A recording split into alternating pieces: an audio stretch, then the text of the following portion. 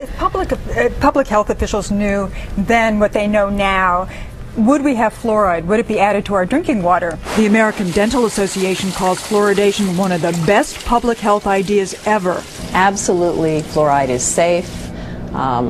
It's effective. It has reduced the decay rate in the population by about 20 to 40% over the last 60 years. But today, 600 health professionals and scientists are calling on Congress to ban the use of fluoride immediately.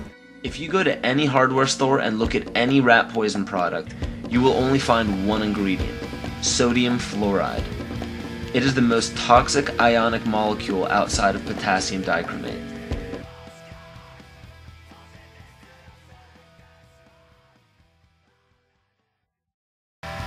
New worries tonight about the safety of America's water supply. In the first nationwide investigation of its kind, the Associated Press found that at least 41 million of us are drinking water that contains traces of prescription drugs. And now many are wondering, is our water safe? Here's Nancy Cordes. The Associated Press investigation reveals that nearly every drinking water supply in the country that's been tested for pharmaceuticals tested positive. 24 major metropolitan areas from coast to coast.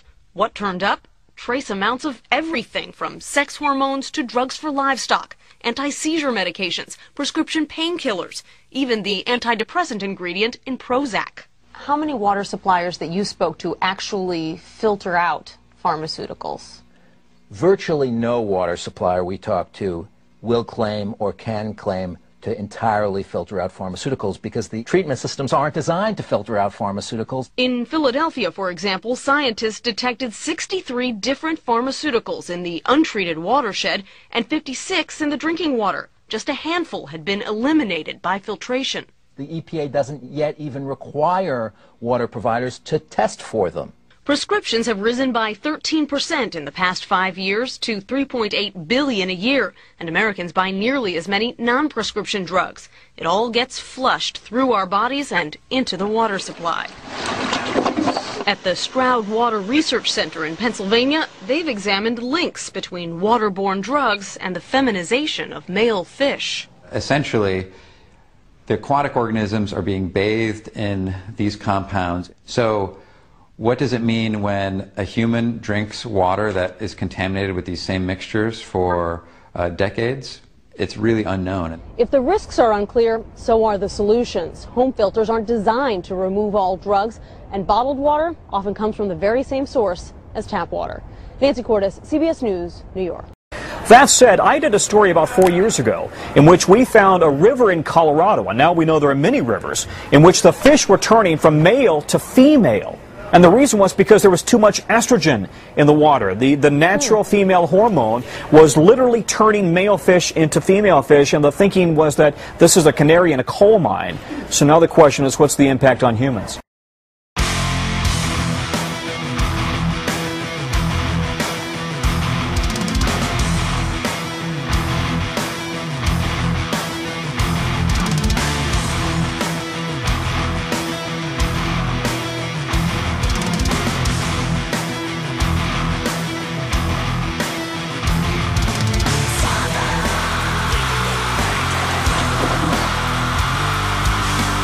The trouble here, Meek, is that the federal government does not test specifically for pharmaceuticals in the water. And in fact, there is no way to scrub water that is in a treatment plant for pharmaceuticals.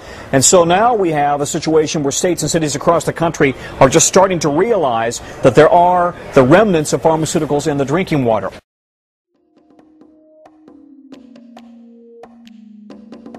"66% of the United States residents' public water is fluoridated.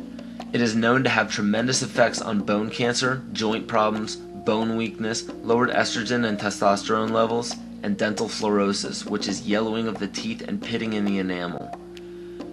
Wouldn't it make more sense to enhance public water with vitamins which are meant to be ingested to promote overall health, rather than putting such a toxic chemical in our water with a bogus explanation that it will improve our dental health?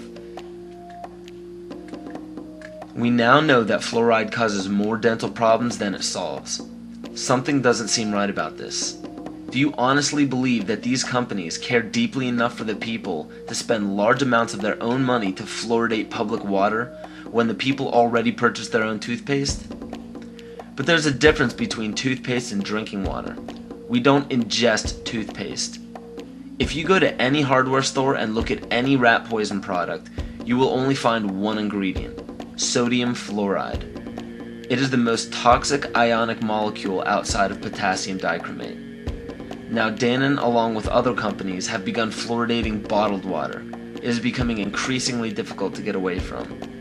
And the fact that fluoride is also used in many prescription antidepressants shows that it eliminates aggression and motivation in people. Fluoride, to my knowledge as a physician, has absolutely no biological benefit whatsoever. But one of the significant things is that the Russians carried out all sorts of experiments on the people living in the Gulag. One of them, of course, was to fluoridate the water. Why? You fluoridate the water, why people are not as aggressive as they ordinarily would be. In fact, what is the active ingredient in Prozac that is so widely distributed in America today? Why, it's a fluoride compound. And now, we are finding that public water nationwide is showing up with arsenic, lead, cadmium, and thermonium, which is a radioactive form of lead. Cancer, lowered sex drive, birth defects, sedation, and brain defects. Does this not sound like a wonder drug for anyone aiming to control a population? It's quite astonishing, Paul, the degree to which environmentalists have not been educated about fluoride. You know, people have an unconscious trust in their doctor or their dentist, and if you can persuade doctors and dentists that fluoride is safe and good, then you're able to reach the rest of the nation. People believe their doctors and dentists, and that was a way of promoting fluoride for Bernays. Fluoride was killing their cattle, destroying their crops. Fluoride given to rats had produced bone cancer and liver cancer, and that those results had been doctored to make it look as though fluoride hadn't caused as much cancer. The pattern that we saw, it typically is what we see with other neurotoxic agents that are well known to cause a hypoactivity or a memory problem or an IQ problem.